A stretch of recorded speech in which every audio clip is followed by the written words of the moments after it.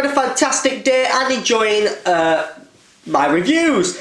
If you haven't already, hit that subscribe button. Today I thought I'd give you a bit of a break from DC, Doctor Who and horror so that we could take a look at something called The Spirit. The Spirit, I'm not actually sure what it is, it does sound interesting. I will try and find a bit of information and leave it in the description below if you guys really want to know. This is the Plaster of Paris. I believe she is a belly dancing assassin.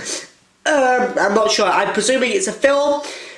She does come with accessories, so we'll look at that. But let's take a look at The Spirit, Plaster of Paris action figure. Packaging.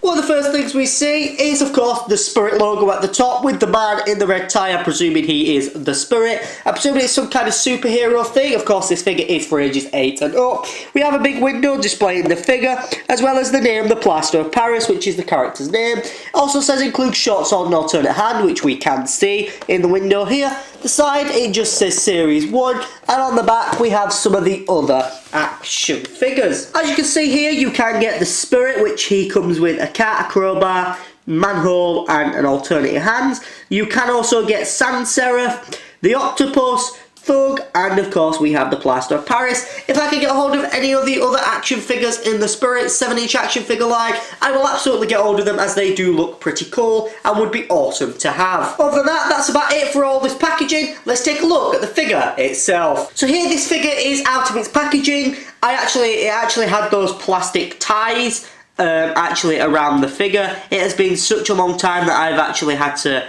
untie one of these like little tie things from an action figure, as well as take one of those little plastic bandy things off an action figure. It's been a very long time since I've had to do anything like that. But anyway, let's take a look at the detail on this figure. You can see straight away from the head sculpt, she has got a beautiful face.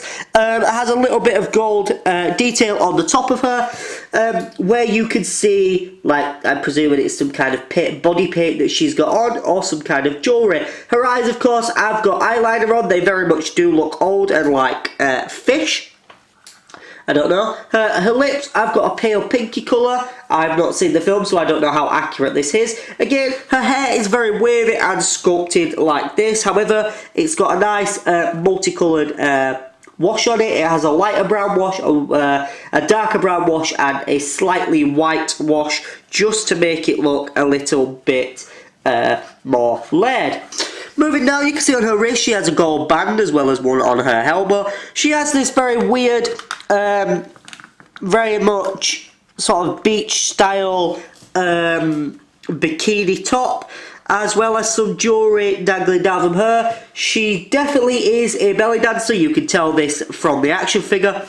Not only that, she also has this, I don't know what it is, it's some thong looking thing, but other than that, it does look quite cool. Of course, attached to her waist, she does have these little flags, of course, to help keep her covered from behind. And on the back, she, of course, has these again. If you do lift them up, you can see that she's got another one of these little taggle things attached to the back of her underwear. Her feet have got nice painted red nails, again to match her fingernails, which you may have already seen, as she also has some ankle bracelets on. Back to her hand, you can see that there is this red paint, as well as these 3 things in her hand. I'm presuming they're supposed to be like cigarettes or something like that she's smoking at the same time, as well as her other hand is already pre-set with a bit of a ring on.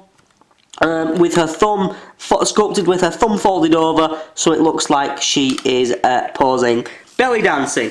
So let's take this hand off and look at the accessories. So now let's take a look at articulation. Her head can move can do the 360, but of course is hindered by the hair, so I wouldn't recommend it. Her head can also move slightly up and down. Her arm is ball jointed, so it can move out slightly as well, do the 360 degrees. Luckily the hair is flimsy enough to just brush past it. Additionally to this, she can do a full 360 degree rotation at the elbow, as well as a 90-degree bend at the elbow. Finally, for the upper body, she can also do a full 360 at her wrist. However, this is the hand that can be removed and swapped to hold her sword. Going down, she can kick forward with this leg, as well as do a swivel 360 with her right leg. However, there are no knee articulation, and that is it for her articulation. Taking a look at her accessory, she does have a swappable hand which can be swapped to hold her sword.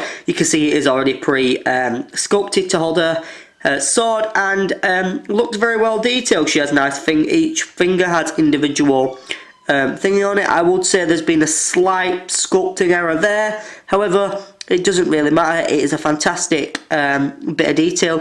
Not many figures go into detail with fingernails painting these days. Lastly, we have the plaster of Pari's sword. As you can see, it is a beautifully detailed blade. It has a very nice sculpting on the bottom, of course, of the handle.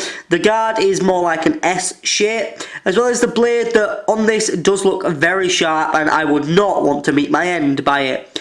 The gold handle design does continue up the back of the blade, very much like to make it very one-ended edge and to give it a bit more of a design. It's more like a cuffless, but definitely does look like a great sword. The design on it seems to be some kind of vines entwined. Maybe it's some kind of language that I don't understand, but other than that, it does look like a fantastic accessory. And of course now, the sword is positioned in her hand, and she is ready to kill. Overall, I'd rate this figure probably about a maybe 8 out of 10. It's not a fantastic figure. I'd have liked a bit more articulation, but again, I'm not sure when this figure was released. I'm guessing it wasn't that long ago, but also quite a while ago. This figure actually came out 10 years ago. It is a 2009 action figure. If I can find any information about the Spirit film, it'll be in the link description. There'll be a link in the description below to a page about the film. But other than that, it's a fantastic figure. If you guys would like to maybe see me review some of the other Spirit action figures, let me know, and I will be happy to do that. But anyway, without further ado, go hit that subscribe button if you haven't already. Hit that like button below. Hit that like button below, and of course, go on to the doc11.dizzyjam.com to get your midnight merch if you haven't already. Goodbye for now, guys. Goodbye.